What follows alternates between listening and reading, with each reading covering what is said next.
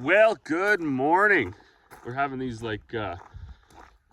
bipolar days, just extreme highs and lows. It was like minus 0.3 or something the other day. Anyways, we had frost on the car window, and then it was 0, and then last night it was a low of 7. So that's pretty an aggressive swing.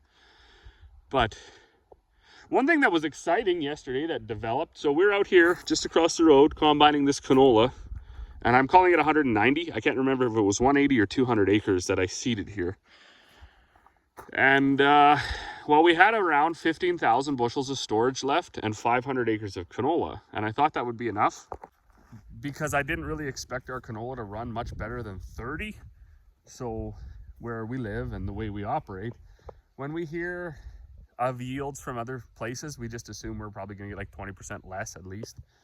And we were being told from some guys that have been passing through, some salesmen and things like that, that over east they're getting like 20 bushel crops, they're getting 10 to 20 bushel canola, and it's just not going well for those guys, unfortunately.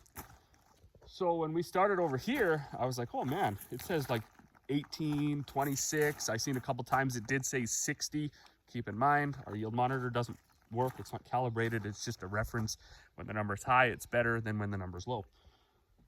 And anyways, we were my mother and I were combining last night. We didn't quite get this done. My dad brought one more truck out and he said, I'm done, the bin's full, I'm gonna shut her down, I'm gonna go to bed. It's too dark, I don't want to move the auger. I don't blame him for that.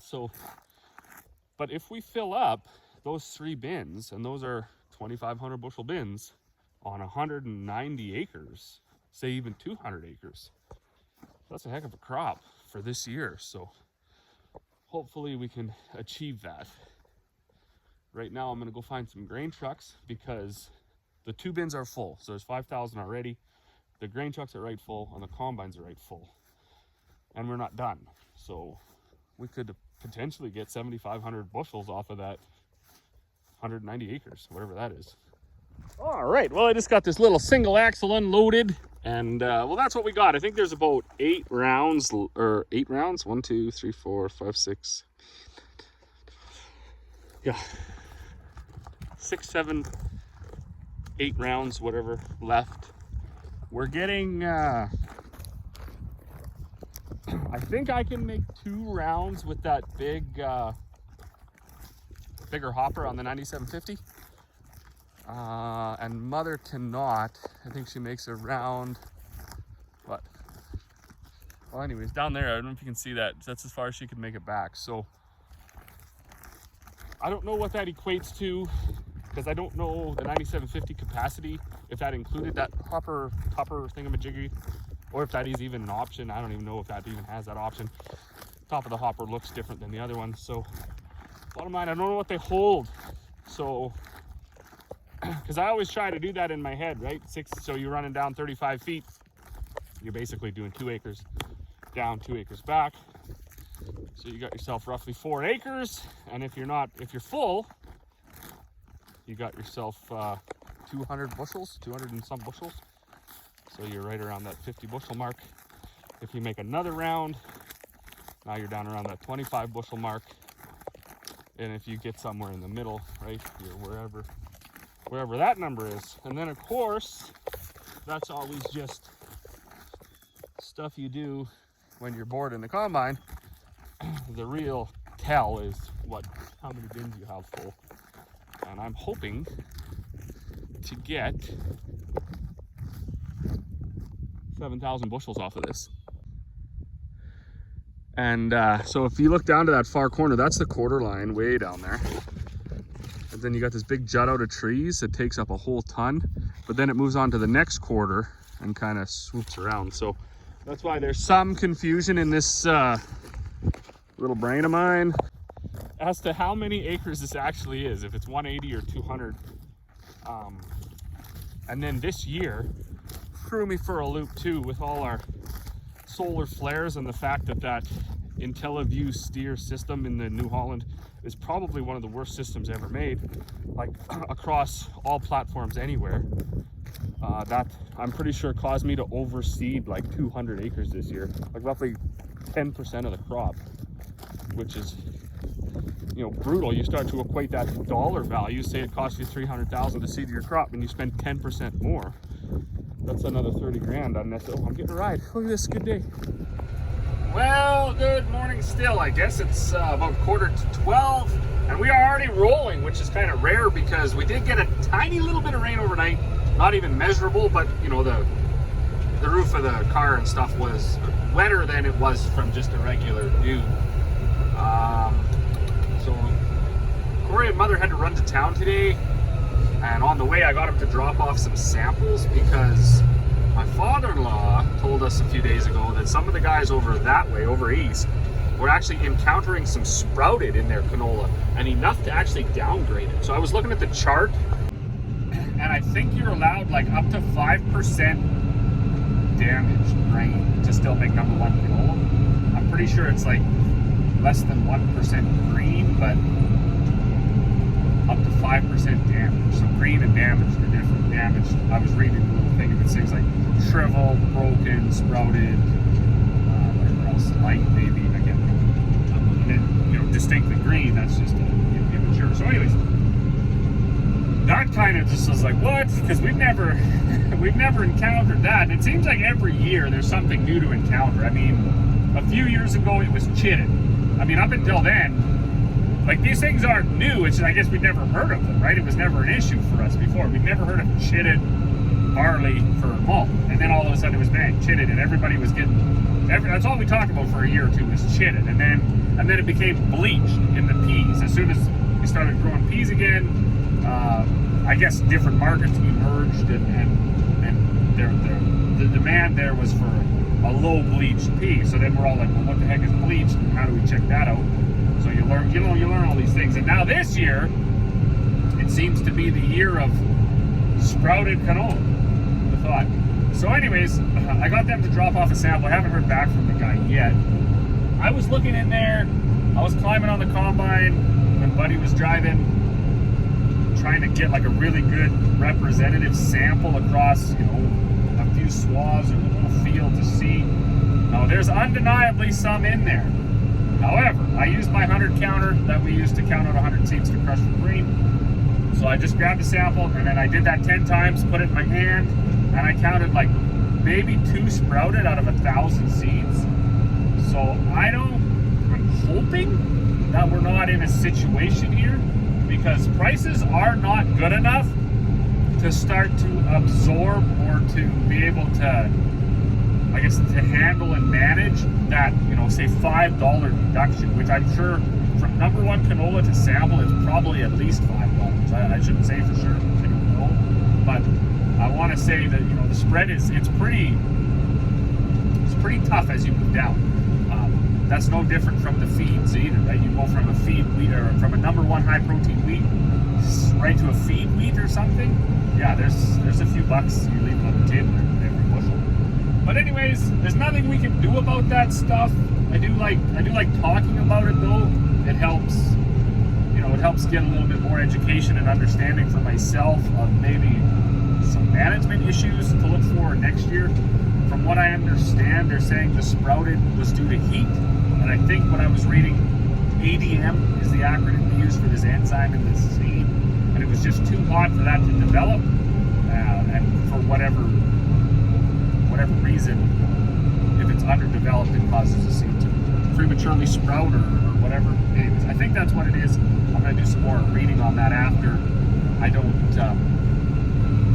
have a lot of time to do that throughout the day, right? Hauling and doing other things, and then when you shut down at 11:30 at night, you kind of want to just grab a shower and bed. But I will do some learning, some reading on that. And by the time I'm set to leave this big rock, I'll be quite an expert in all things misery when it comes to grain farming. But on a more positive note, this stuff is yielding what looks to be 40 bushels to the acre. So we are not the yield monitor type people. We don't really talk about them all that much other than referencing it. So, and I realize that's foolish, because if you're watching my videos and you've watched the last ones, you've noticed every video in the last 7 videos, I've referenced the yield monitor. This combine doesn't even have one. All it has is a harvest track that doesn't work. Those wires are ripped off. So that, if you set it right, you want to keep it in the green. If you're going too fast, you could be throwing over. If you're going too slow, you could be underutilizing the combine and possibly even throwing over. Because when you set a combine, you set it for the crop condition, and you hope the crop condition is consistent across the field. If you're gonna thrash a 20 bushel canola crop, you're gonna set your combine differently than if you're gonna thrash a 50 bushel canola crop. So anyways, that's that. This one doesn't have one. The other one does have a yield monitor, and I did a bit of combining with it yesterday, and I think the day before is when we actually started on canola, and it read anywhere from 9 bushels right up to about 70 bushels, depending on where we were. The north end of this field is quite good, quite sheltered, and has been farmed a shorter period of time than the piece we're on right now. That used to be a little bit of a pasture and some hay and stuff when the old boys that had this place had cattle. So it was better up there. I think it was better in where I sprayed the molasses. I know I said in the last video I didn't. That was probably premature. We hadn't even really combined it yet. I think it was better. And one thing I'm going to do with the baler man here that's baling, I'm going to mark 2 bales. I'm going to mark a bale that had molasses on it, and I'm going to mark a bale that didn't. And we're going to feed test that, because he's baling this mostly up for bedding and to go around his bale yard. But you can feed it out if you have a TMR wagon that makes it in there. So we're gonna feed test it, see what value there is, if any, in this canola straw from molasses to not. But back to the yield monitoring on the combine, it ranged anywhere from 9 to 60. We know it's not 60. We've never grown a 60 bushel crop ever. We've grown a crop that averaged out to be about 49 something by the time we had sold all the canola. So we called it 50. I think that's reasonable. There's a lot of guys out there that combine a 27 bushel crop and call it 50. They go, oh no, just average. We just call it 50. But last night, this shocked me. So I filled up we have 3 2,500 bushel bins, bang, bang, bang. That's what we had planned to put this field in, because the haul was short than our 5,000 bushel bin we were going to use west, because we can unload our super bees into that easier. But anyway, so you know that those Butler bins hold 2,500 bushels. That doesn't change. That's a constant. That's how big they are. So I filled up one, and then I moved the auger, and I put a load and a half in the next one. And then Dad was hauling a little bit last night, and he messaged me. He said that bin's full. And I was thinking, like, there's no way that bin's full, because the International's full, and that probably holds 700 bushels right loaded. The box is way too big for a single axle. So I got to thinking in my head, like, all right, we've already got off 5,000 bushels. We're not done. We have like 9 rounds left, and the combines are both full. And yeah, we're gonna have, you didn't even get that whole truck in there, so that truck's gonna be full too. So it seems like off of 190 acres, we're possibly gonna take off 7,500 bushels. I didn't even do the math on that, but I'm pretty sure that means this is running like closer to 40 than it is to 25, 30. So that could be something. Also, as I said before, they did take that sample in there. Visually, I didn't see much for sprouted. Of course, when you're looking at something that should be all black, dark brown, basically the canola should be black, but this variety didn't turn right black. There's some other colors in there anyways.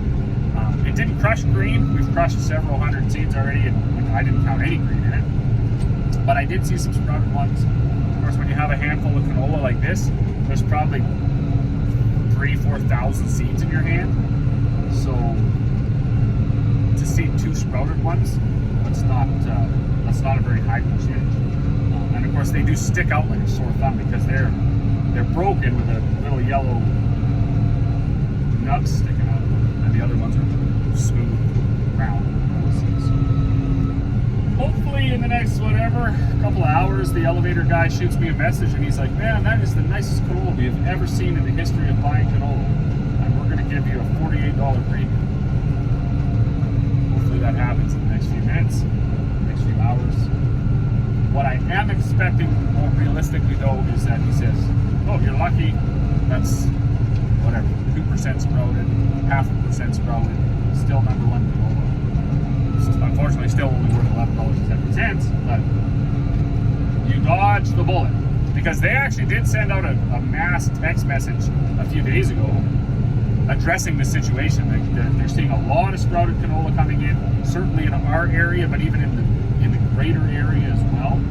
So they're looking at, right, they want to get a jump on it. They got to look at how to manage this coming in. So they need to get representative samples, find out how much sprouted there is, because you know they're going to mix this down with the good stuff and never pass that on to the producer. They'll keep that because they have the ability to mix, so they'll keep that profit. They'll pay the sprouted guys less, they'll pay the guys with good canola as little as they can, and then they'll sell it for all as number one anyway. That's deregulation at its finest. So anyways, I'm gonna keep plugging away here. I think we did start a little early. I'm only going about 1.5 miles an hour now. I was only going about 0.8 miles an hour on that round right there. So probably by 2 o'clock, we'll be back up to 2.5 miles an hour. We'll be able to maybe get this piece licked up today, move out west, take a sample out there, have a look. My neighbor that lives right there, I actually messaged him and he said the canola he's done, but he said the canola out west was a little better than the canola right here that he had right across the road. So hopefully, fingers crossed. Well, good evening, and what a beautiful evening it is. So they got moved out west, they finished up here, and I'm calling it 38.5 bushels. And I can pretty confidently say that because there's those 3 2,500 bushel bins, and I needed like 100 more bushels or something to fill the last one from out west. Probably not even 100 bushels. So we're gonna say we got like 7,400 bushels off of 190 acres. And that's pretty good for this year. So we did take a sample in. Corey and Mom took a sample when they ran to town this morning. And yeah, so I expected some amount of sprouting because everybody that has already done their canola and done harvest apparently has had issues with sprouted canola. Now I think that chart up to 5% damage, including sprouted, still number one. We got our sample back and it was 3.7. So still number one canola. Very blessed for that. I was not looking forward to that $2 kick in the face where they start to dock you as they downgrade you. They dock you money as well. This stuff out west looks way better. The seed is way blacker. Here the seed was like black and brown. Out west the seed is almost all black. There's very few brown ones in there. And there's also very few yellow ones in there, which was the ones you could visually see had sprouted. So right off the bat you can see a couple there. Some of that is damage from thrashing. Most of it is I guess what they're calling, yeah, sprouted. Like, well, can't really, I don't have the dexterity to move my thumb around and point them out. But anyways, there is some in there, and I guess visually it looks like there's less than was over here. So hopefully all this makes number one as well.